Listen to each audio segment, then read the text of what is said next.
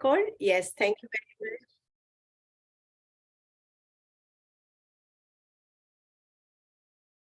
So welcome to Earth, Future Earth SSCP 2022 conference today. And this is the second day.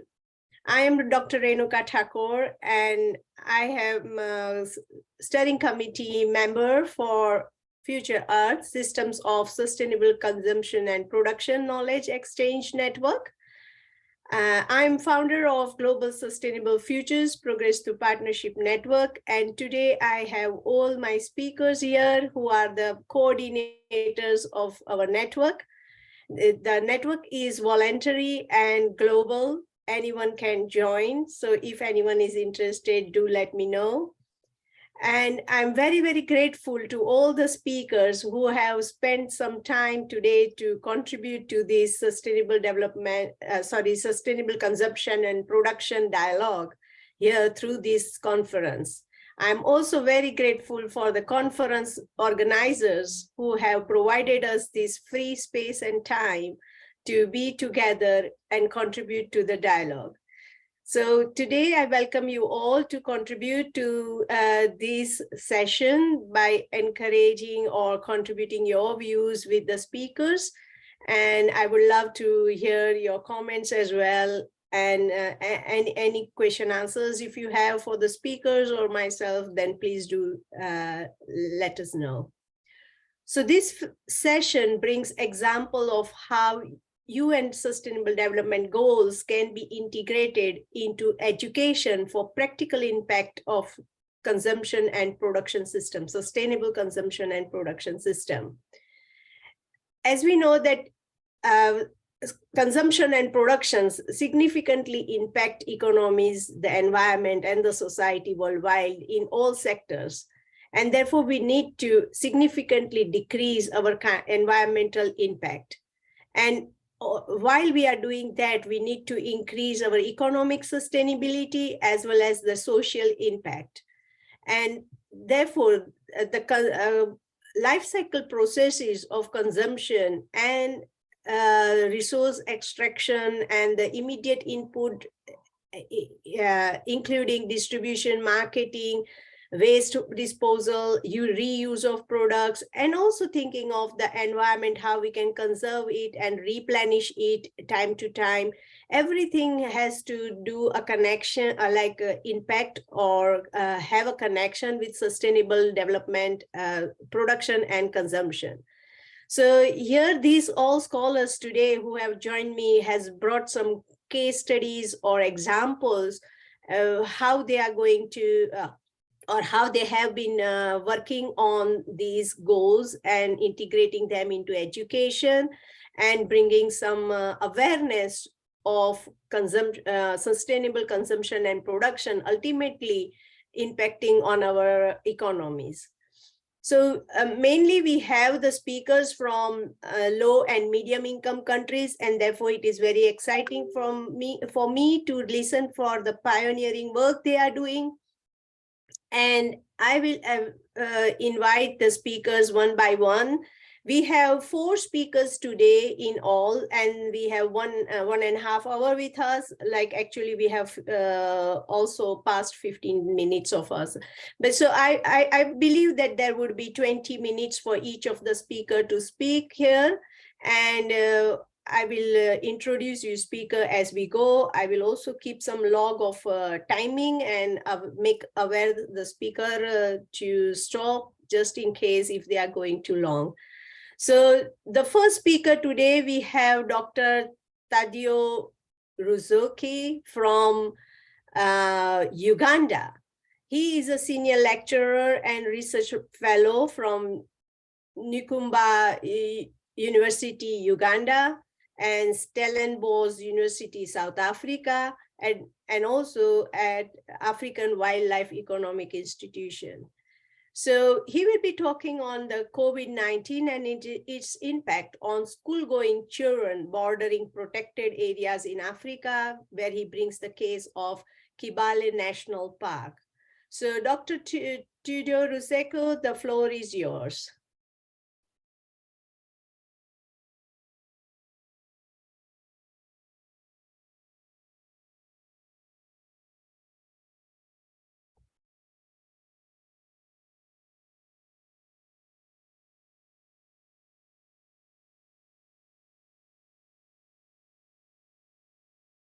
Hello, can you hear me?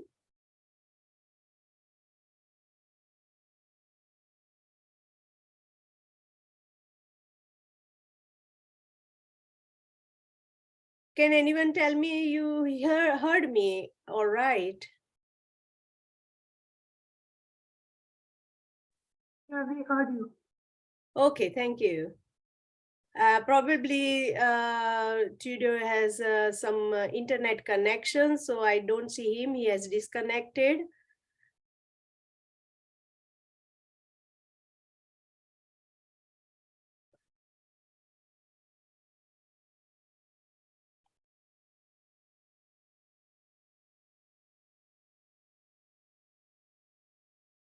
So we have other speakers in line today, but however, I don't see them here. I don't know if they have a different name here. So I will just speak the name of the speakers, and if they are here, then they can join. So the second speaker is George Sakelaris, and he's an education coordinator from Czech Republic. So is he here?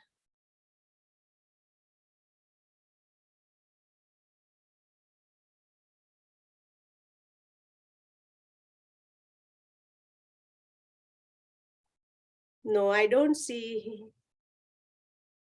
them. So, and the third speaker is Dr. Pranjal Kumar Pukan, and he's from India, but I don't see him as well.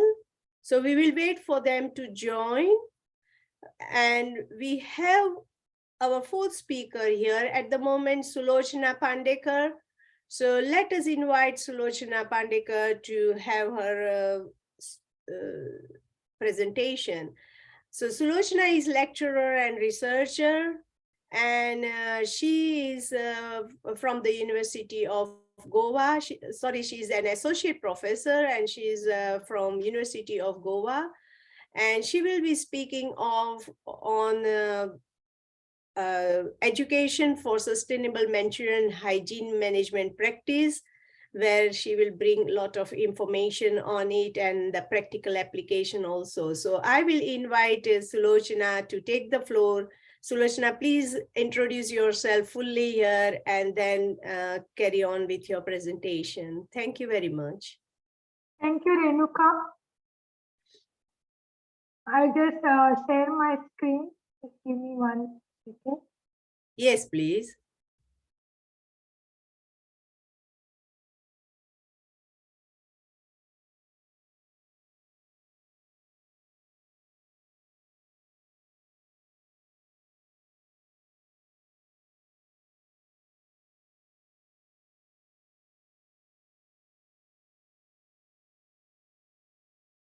Yeah.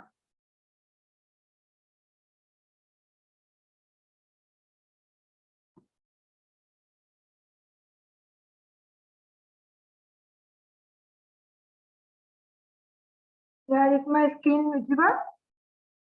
Yes, it is visible. Yeah. It's only that we can't see the slideshow, but it is okay if you want to carry on like this. Okay. So thank you first of all for inviting us to present our paper. Myself, Sulochana Pandekar. I am at present Program Director at Women's Studies Program, Manohar Parrikar School of Law, Governance and Public Policy at Goa University, and my designation is Assistant Professor. So we'll be along with me. There are my team members, and Renuka is also part of this work that we have carried on. I will introduce to you all my authors. Title of our presentation is Enabling Factors for Sustainable Menstrual Hygiene Management Practices, a rapid review. So Shreya Some is a postdoctoral research fellow. Currently, she couldn't join us because she is attending. Hello, Sulochana. Sorry to interrupt. We cannot see the slides moving. So I think it is on the other. So you are sharing the just normal slides, but they are not moving. Right. Yes. Yeah. Yes. Okay. Now it is good. Okay. Fine. So, Shreya Some is a postdoctoral research fellow at Asian Institute of Technology, Thailand. Presently, she is in Egypt attending COP27, and I wish her all the best over there for the meeting. Kajal Rivonkar is my co-colleague and friend at Goa University. She is also working as assistant professor and come PhD scholar. She is about to present her viva in coming months. And Renuka, of course, is chair for today's session, and she is also author on this paper. And she is working at University of Central Lancashire, UK, and University College of Estate Management, Reading.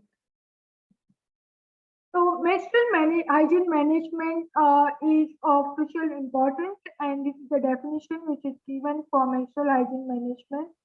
That menstrual hygiene management should be universally recognized, promoted, and practiced as a fundamental to good health, dignity, and quality of life, which encompasses various factors like privacy, dignity in using the product, and the specific needs that women have. And as we know that half of the world's population are women, and every woman bleeds at certain point of their lifetime and goes through this period.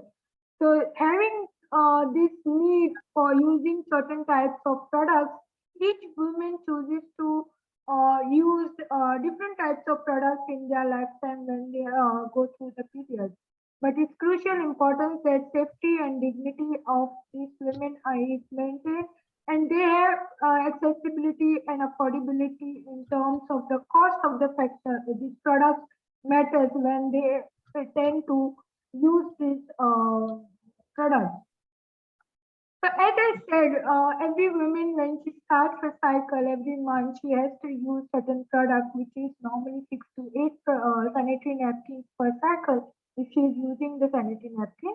But if she is using other products, she has to use depending upon her need, how long her cycle is there, because it's between 3 to 5 days, or some people it is for 7 days. So if we accumulate all the menstrual waste that generates through the use of these different kinds of products, approximately 125 kg of menstrual waste is being uh, contributed by each woman for her life cycle use of the products during her period. If particularly we are using the commercial sanitary napkins, it takes 500 to 800 years to decompose, and 90% of these commercial sanitary napkins which normally being used is of plastic. There are various logistical challenges that are faced by women when they have to manage menstruation related to secrecy, the high financial cost depending upon the type of products they choose to use, lack of sufficient female-friendly infrastructure catering to the working toilets, whether there is enough water, whether there is a mirror, whether there is accessible disposable facilities available at various locations that women tend to use during their periods, especially in educational institutions, the private spaces, work environments. So, what are the questions that came to our mind? Like, how do women choose to decide what type of product she is going to use to manage her period? Who introduces her? What are the cultural factors that influences? What are the health and environmental factors which impact? What kind of impact it has on health and environment of women or environment in general? Because we tend to dispose of ours and use sanitary napkin outside in the open environment. Does a women have a choice to choose this kind of product? How do we, like, if we are going for a shopping, we tend to look at different aspects when we buy a particular item. We look at the expiry date, manufacturing date. Is this available for the same as for the food products? Is it available for the menstrual products? Or why it is important that we should know what we are using is healthy for us or not, but we do not give that much importance in using this, choosing the product depending upon whether it is healthy or environment friendly. So what does it contain? What are the ingredients used in different products? We are not aware. If we look closely at the packets that we get from the for the napkins, you will notice that there hardly any information provided except that it is how long, how big it is, or what kind of fragrance it has. We will get all this information, but the basic information that we need regarding the use of the product will be not available. So moving further, there are also concerns related to the disposal, how we can dispose, what are the implications on environment, how we should be using it. All these instructions are missing. So in considering that, we framed our objective to study the existing literature to understand and identify the gaps in higher education institutions to understand what are their perceptions about menstrual products and how one uses this product, what are the implications on the health and environment.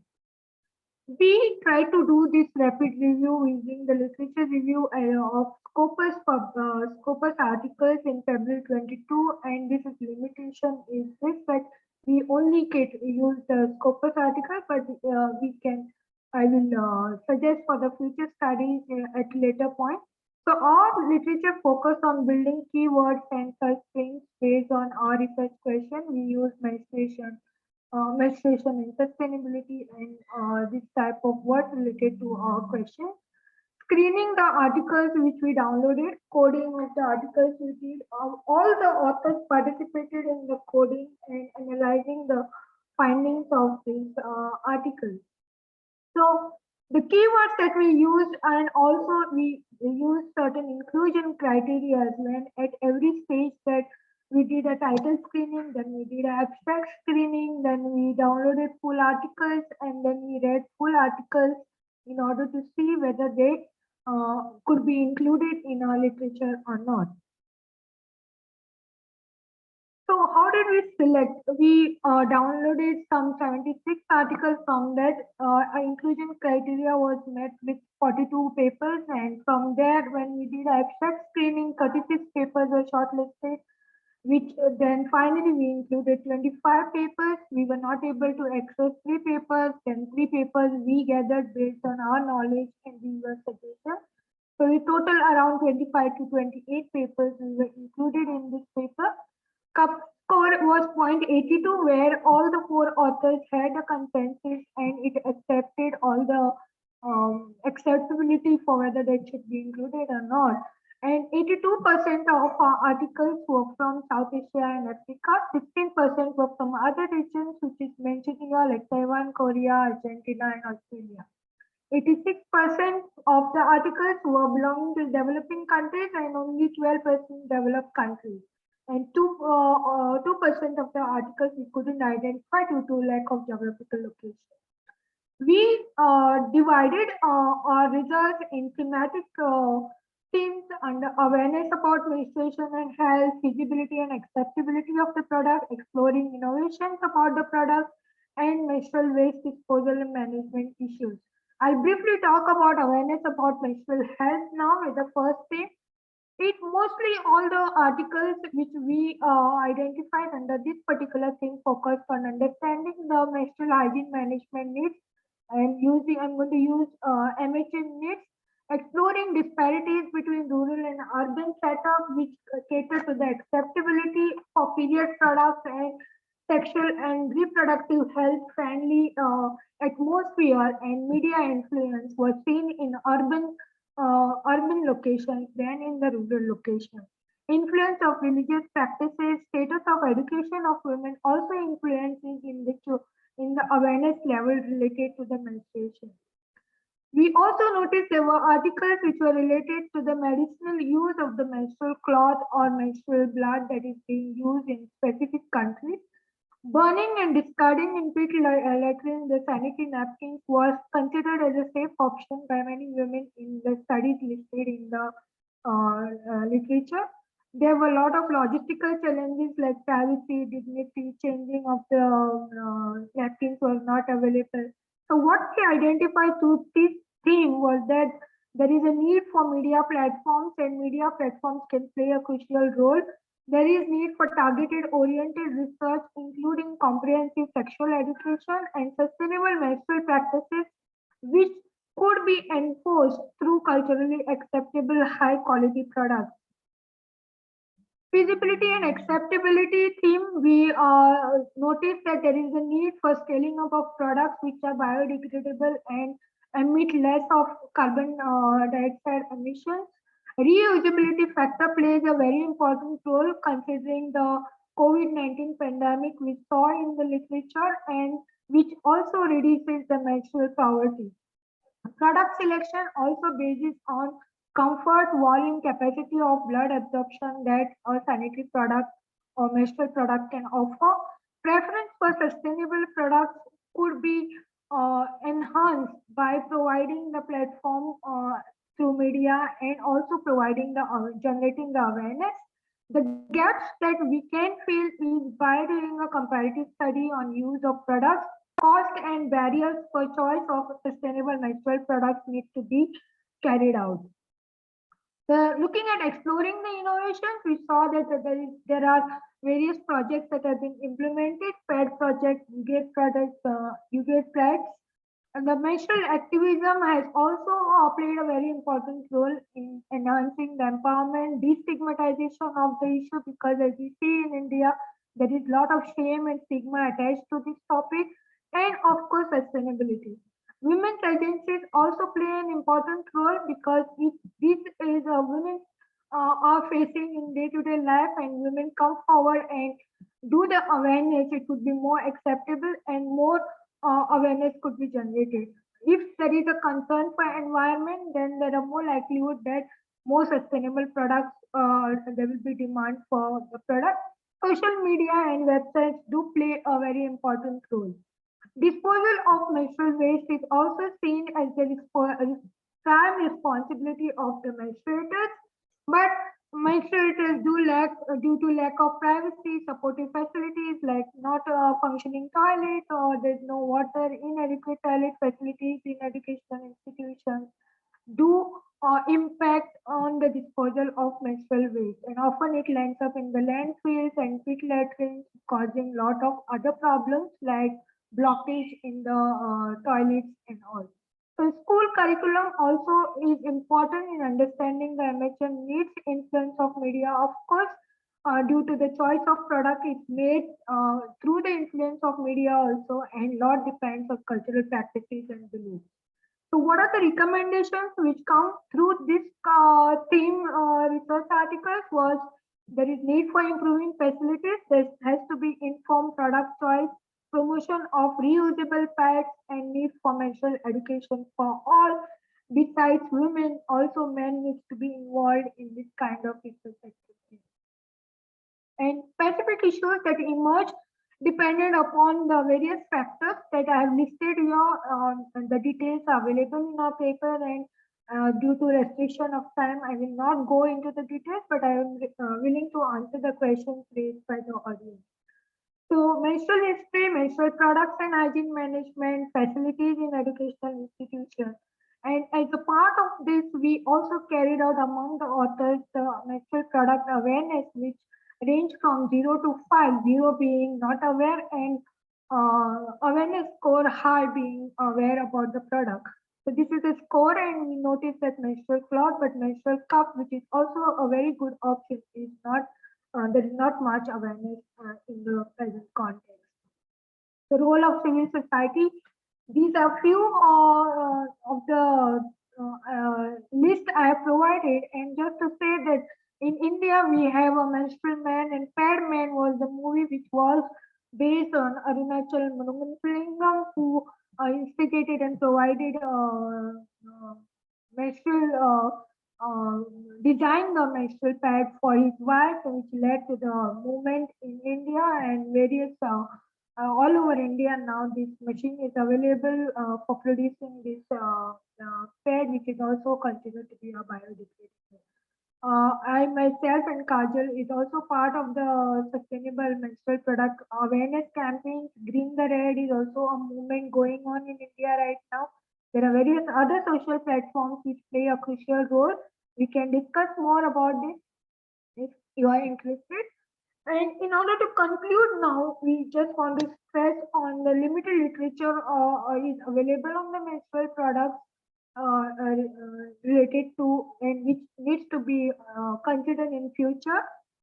As I mentioned earlier, we only looked at the Scopus article, and there are more databases. If we can find more inputs related to this research.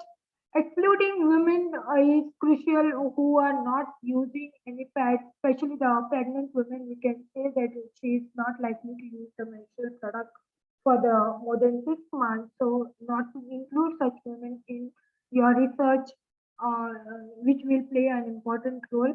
There is need for breaking the silence around this topic. Designing future surveys, looking at this specific menstrual product needs is important. Developing intervention, addressing the issues related to shame and stigma, promoting and creating choice based sustainable menstrual products, culturally friendly, need to be enforced. Need for early menstrual education and product is important because that's the time any women start using the product.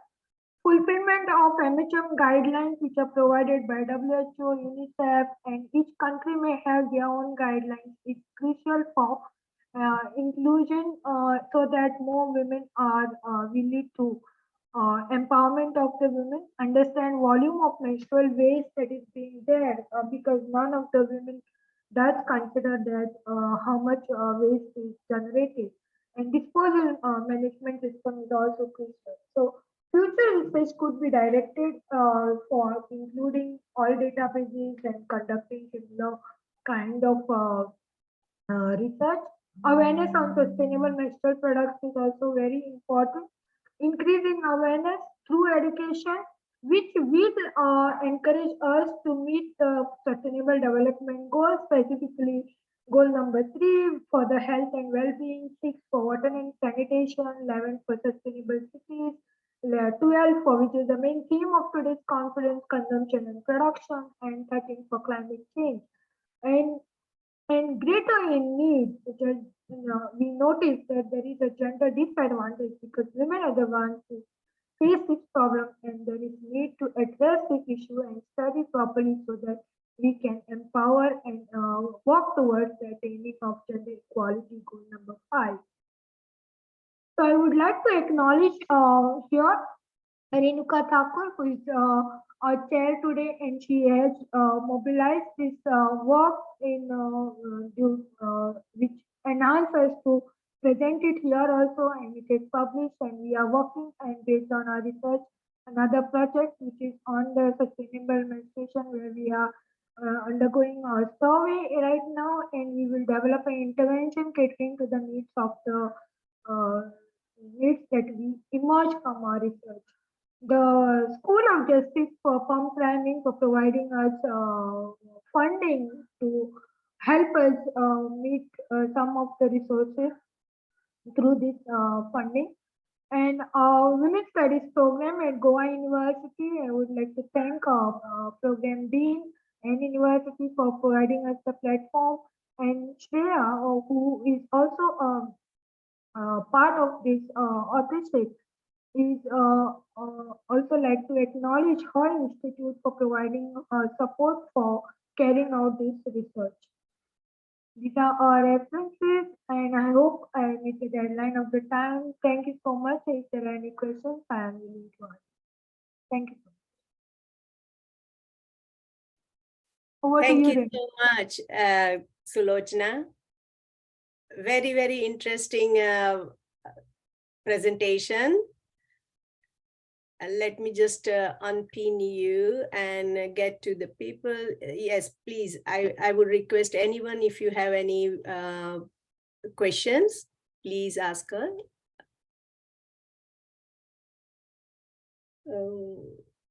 How do I remove the pin? Let me just see. Yeah, okay. Right. So thank you very much, Sulochana. And I know that you are carrying out the survey, like you have already carried out the survey in India, And I am trying to carry out the survey in UK. And I'm glad to also tell that a researcher from Brazil has joined our team, and we will soon be carrying out the survey in Brazil as well. So I think this issue is not so different in any developing country or developed country. We have seen that the same percentage of girls and women are challenged in this situation, like to have the sustainable consumption and production in this area, even in UK and in India. So and it especially impacting on the education and the way they can live with dignity in their workplaces or in society. So this is a very important contribution of our paper here in this literature, as well as practical application is very important here, where we are going to try to do workshops and create awareness within all the stakeholders who are relevant to this area. So yeah, if anyone has question, please ask, or we can move to another speaker. We have two speakers now here, so they are able to join, so I can invite others. And Sulochana, you may write down your email address in the chat. So if anyone wants to get in touch with you privately, they can do that. Yeah, I do. So thank you very much again. And now I will invite Dr. Tadio Rusoke from Uganda and Newcombe University. He has also stake in Stellenbosch University, South Africa, and the African Wildlife Economy Institution. And he will be talking about the COVID-19 and its impact on school-going children bordering protected areas in Africa, where he will discuss the case of Kibale National Park, Uganda. So Rusuke, the floor is yours, please.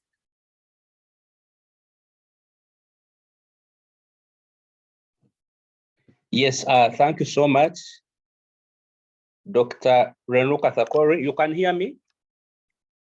Yes, we can hear you nice and clear. Yes, thank you so much for the opportunity to speak at this conference. Yeah, I'm elated for this particular opportunity. I'm trying to move to, yes, slide one. Can you see my screen? Yes, we can see. Okay, thank you so much. I have a two-page screen in PDF format. As I had already been introduced, my name is Dr. Tadeo Rusoke. I come from Uganda and from the conservation background, though sometimes my work is at the intersection of protected area communities and also children who live around or within these areas. Now that in Uganda, we also have some protected and conserved areas where we have communities living inside these particular areas, such as national parks. So I will briefly highlight some information on COVID-19 disease and the future of schooling in Uganda. As we all know, COVID-19 hit the world around November 2019.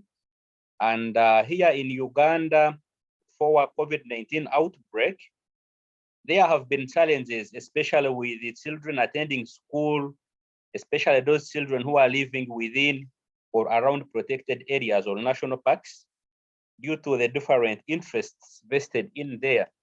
So I highlighted in this short talk that whereas Uganda had achieved gender parity in primary school enrollment, which actually in 2016 was at 84.1% for girls and 83.3% for boys, the outbreak of COVID-19 disease potentially had far-reaching effects on the education sector.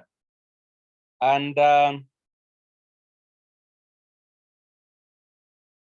And the effects could have been more felt by pupils who are within areas where we find national parks, as most of them tend to drop out of schools to do some quick business, especially when the tourists visit these areas. So now COVID-19 compounded the issue, and current global estimates, especially from the UNESCO and other studies conducted, show that at least 30% of the children have dropped out from schools as a result of COVID. And maybe if I should add how, some of these pupils, their parents lost business due to lockdown. And some of these pupils, when they were locked down, involved in business or some type of business which allows them to get income on a daily basis.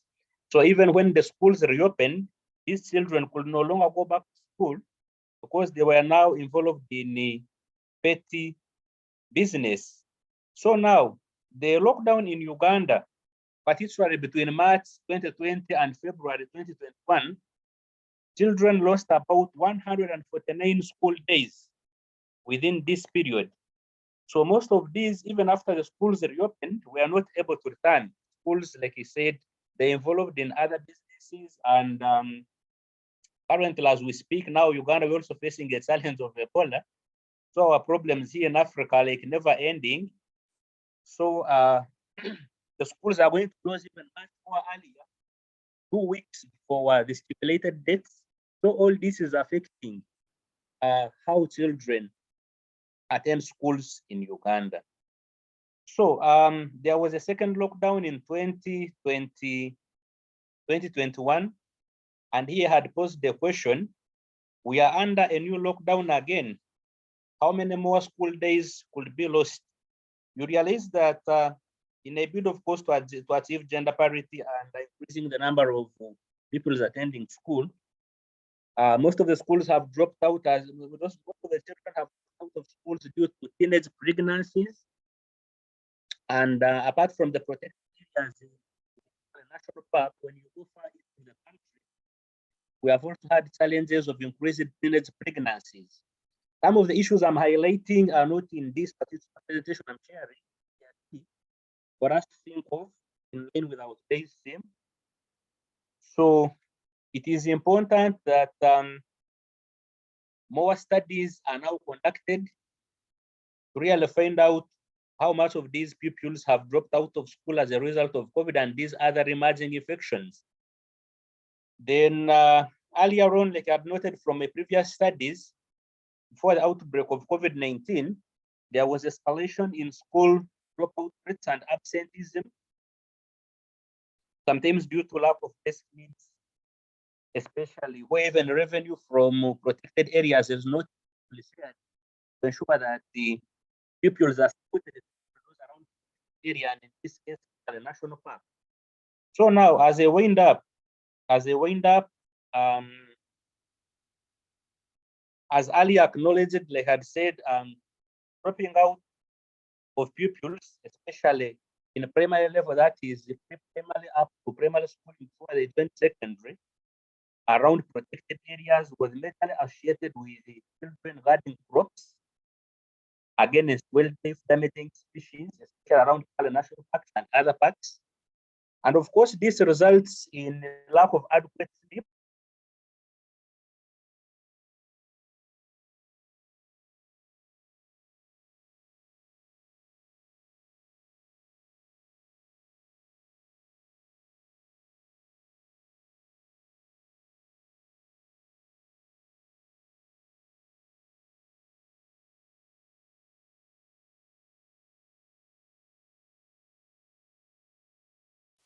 We can't hear you, Tadio, we can't hear you.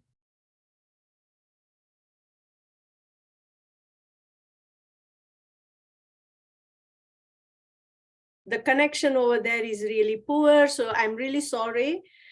But I believe he is making a case that, you know, where poverty or where there are not proper systems to support children in quality education or even education, it is very hard to achieve sustainable consumption and production. And it impacts our consumption and production system. So that is what the real message here it is. And especially when this uncertainty comes, such as COVID-19, then the impacts are severe. So we need to work on the basic system structures where we can provide this support system for other goals also to for us to achieve, and for other societal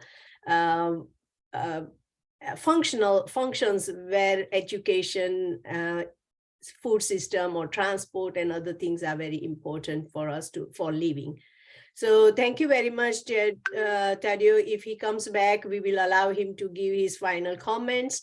But now I will like to bring in Dr. Pranjal, who is here now with us. Dr. Pranjal Kumar Pukan is from India, and he's the founder and CEO of Cosmos Minds.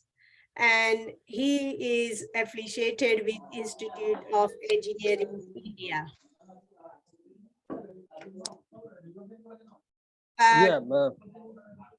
Sorry.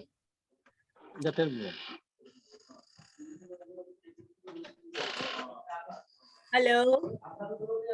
Yes, ma'am. Okay, I think is it some noise coming from your side? The background. Background noise is coming. 1 minute. Let me close the door. Let me see where it comes. Yeah, all of the mics are muted, so not to worry. Okay, yeah. So Dr. Pranjal, I would request you to introduce yourself and go ahead with your talk. Thank you very much. Yeah, thank you, ma'am, for this opportunity. This is afternoon now in India. 25 minutes past 3. And myself, Dr. Pranjal Kumar Fukan, as ma'am said, I am founder and CEO of Cosmos Minds. It is a business consultancy firm. Apart from that, I am also a guest faculty and professor of practice to a few universities. And apart from that, I'm working on entrepreneurship development plus course curriculum development for the universities and higher education institutions, so that we can integrate the entrepreneurship development in course curriculum. I'm also guest faculty of Dhaka School of Economics for entrepreneurship development. Today, I'll be presenting to you the sustainable development projects in India. So for this, I'll be just sharing the screen.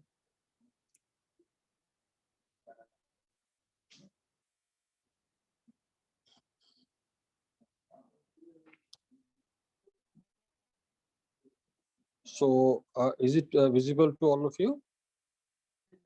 Yes. So today I will be talking about the sustainable projects. Sorry, can you, it is too wide, so few parts are missing. So yeah, if you can, exactly, now this is good. Okay, yeah. So I'll be speaking, discussing on sustainable projects with ESG compliances by green energy, and this paper already being accepted by University of Melbourne, for which I'll be presenting this paper on 13th of December in Guwahati, Assam, India. So basically, in this particular paper, I've been discussing on the environmental protections related to green energy or clean energy, which can provide the highest environmental value and also contains the power produced, because in countries like India, we are having huge consumption of power, and mostly around 40% of the power comes from the coal, fossil fuels. So slowly there are many schemes, many projects going on in India with the help of central government and state governments, where we are moving towards ethanol blending for vehicles, and secondly solar power projects, wind projects, and we also working on hydropower stations in the areas where it is feasible. So we know that what is called RES, renewable energy sources, these are the key pillars to realize the sustainable development. Here again, it is pertaining to goal number 12, that's responsible production and consumptions, which is also related to production of power, energy sources, because we know that we are highly dependent, India is highly dependent on the fossil fuels, which are mostly imported from the countries like Russia and Middle East. But we need to strengthen our economy through making us happening as self-reliant on non-conventional energy sources, which we are having lots of opportunities. And normally, why I added ESG here, because we know that in my abstract itself it is written there that ESG funds can play a very vivacious role in development of Indian renewable energy sector, because once we comply with the ESG guidelines and compliances as per the Company Acts, which is now ongoing in India, which will be passed very soon in the Parliament, then mostly it will be seeing that we will be our industry sectors will be focusing more on this part of sustainability, because now ESG will be getting embedded in their board agendas and also annual reports. And we know that slowly that ESG will be playing a very crucial role in by the funding agencies who are funding mostly the development activities in this country. And you know that Indian corporates are already setting their targets so that they grow into carbon neutral, because our Honorable Prime Minister has already committed by 2070 will be zero carbon. So in this introduction, basically what I want to say that the first step, which I said in the introduction, is that the any part to future is wiser use of the energy resources. Obviously, we should be responsible enough in consumptions of the resources.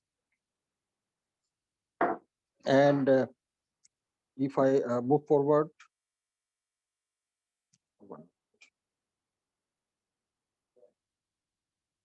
if I move, it is basically in the introduction itself, what I have discussed is that we have to go into the conservation part.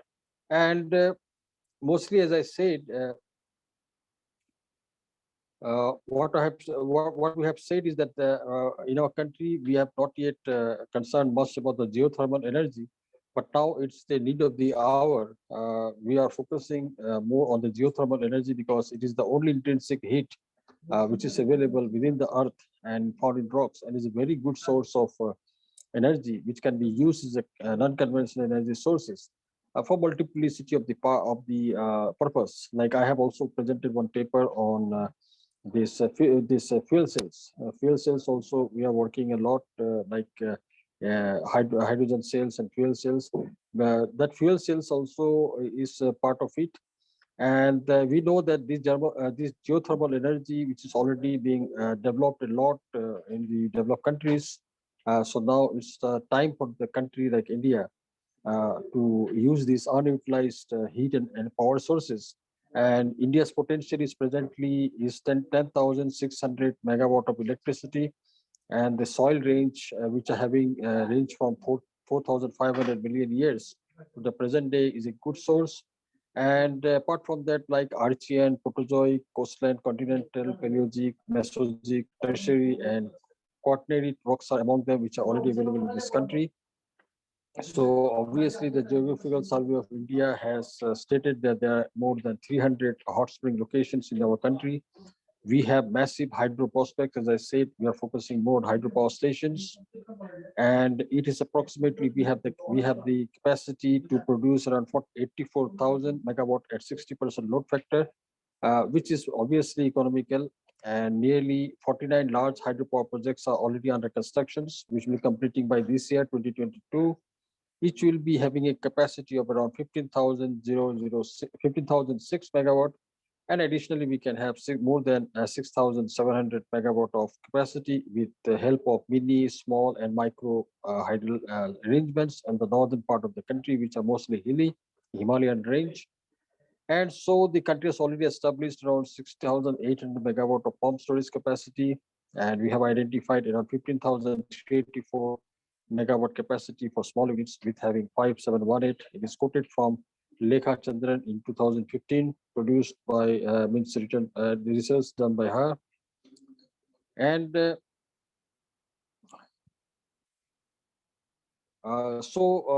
basically, I have focused more on the geothermal. I focused on the hydropower stations. I focused on the non-fossil, like an unconventional energy source like solar. And we are also focusing on wind power energy in the coastal line of India, which is more than 6,000 kilometers. So these are the things where we have the opportunities to make ourselves comfortable and self-reliant on the energy productions.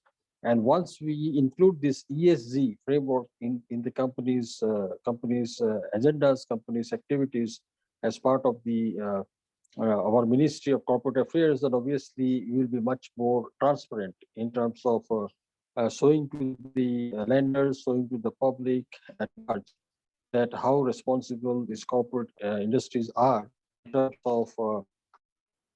of like carbon footprints, in terms of climate change, in terms of environment sustainability and resiliency.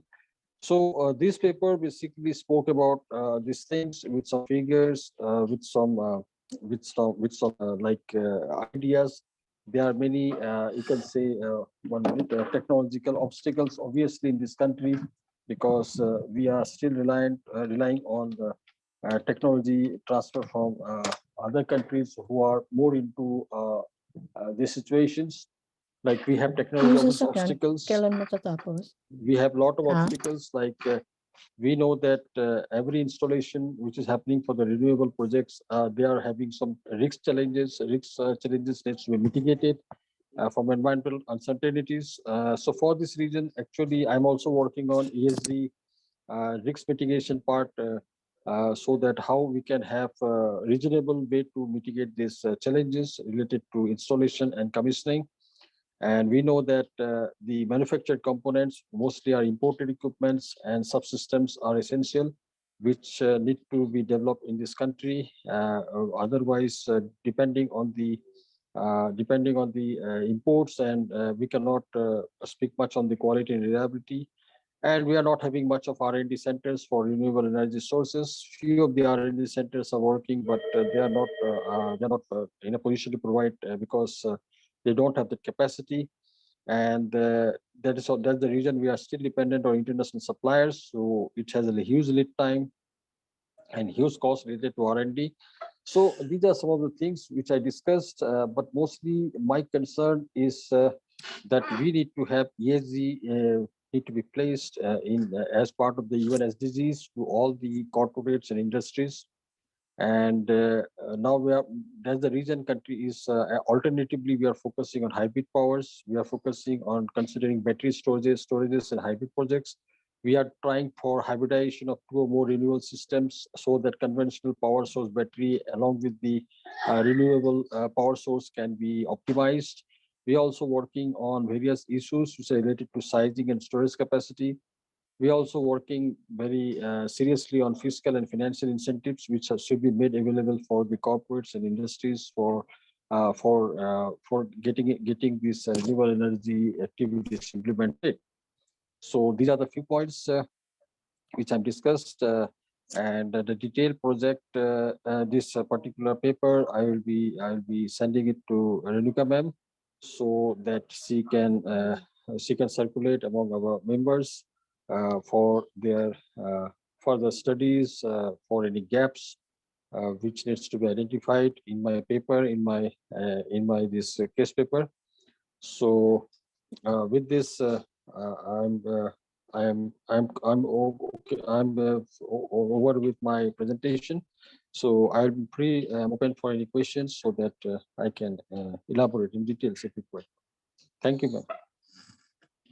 Thank you very much. Thank you. I think what you have presented is a lot of opportunity for renewable energies, but we need the support system, isn't it? And capacity development around it, and the enthusiasm of the entrepreneurs to jump into this area. Yes, ma'am. Actually, what I actually want to say, that awareness is lacking since last few years. But now I have seen post-pandemic, due to scarcity of jobs. Now we have seen many startups are coming up with the technological aspects, like they are working more on tech startups, and we are having actually good research proposals are happening in universities.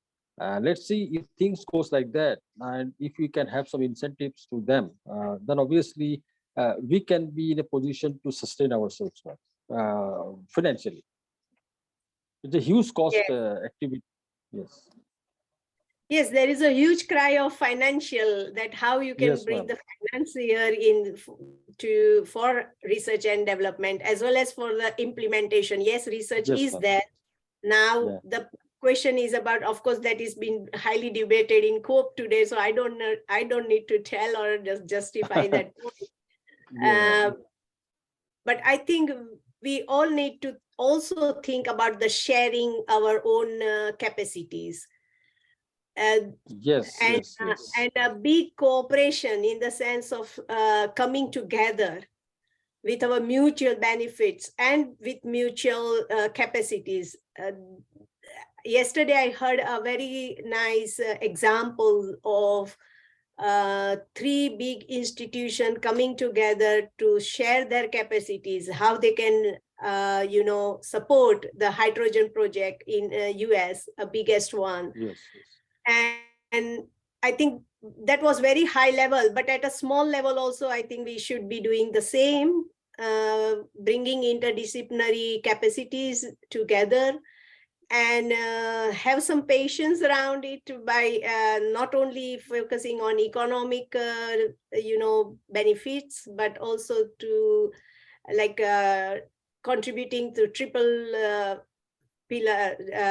bottom line, that is environmental, sustainable, and economic sustainability of the projects, then possibly we can move forward. So along with having definitely sustainable production and consumption is the core, I think, of everything, all the activities which individuals or organizations or anyone does.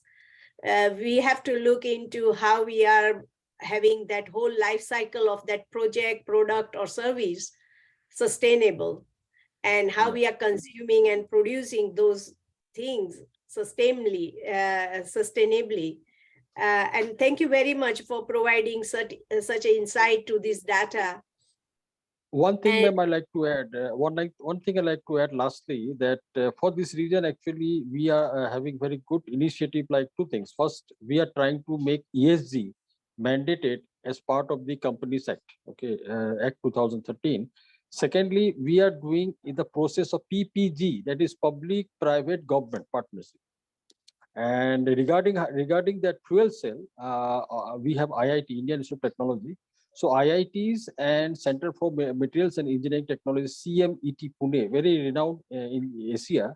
Now they are actually doing the same thing at the smaller level, at the grassroots level, so that they prepare these startups for producing components for fuel cells, starting from that, so that we can be at least be a component manufacturer for the countries outside us.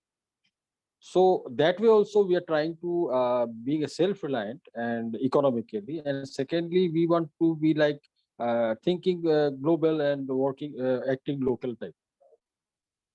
So these are thank two you. I think initiatives that is a happening. very Yeah, good point you are making, because India and China has traditionally been yes. very expert in supplying as a supplier to Suppliers, components. yes, Yes, accessories and small as a parts, yes. yes, with the precision parts and very typical things which we not typical, very unique parts that are needed for better technologies or bigger technologies. I know India Yeah. has been supplying these precision parts for Boeing and Airbus and Yes. other for Yeah. plenty of years. And so we have that expertise, and I think we should tap into that expertise to move into these renewable energy sources. Yes. Certainly. But I would also say that, and exactly which you mentioned, private, public, and governance partnership, that is so much important, that we will be able to attract people, I think, through that area, and also the risk will be distributed among ourselves, Yes, which, yes, which yes. would allow a comfortable environment to flourish. And funding Uh, also, because government support is will be helpful, as sovereign guarantee will be there that if you input funds, then your funds will be taken care of by the government for the projects. Yes, that's a very good exactly. thing. And also diverting the percentage of ESG. Yes, yes, That through is government very also. important. Yes, yes. Yes, They have also that equal will make responsibility. people contribute to that mandatory ESG, like Yeah, 2% yeah. mention, and that is very, very good. Of course, Yes, this ma'am. all ties up into progressing towards sustainable consumption and production pathways. Yes. So thank you very much for sharing your insights and valuable paper. You can put the link here in the chat so people can download the paper and so on. I would welcome anyone else who want to make comment on this or any other presentation, because we do not have now the fourth speaker with us. So we can take this time to discuss among ourselves, and anyone has any comments, please pitch in here.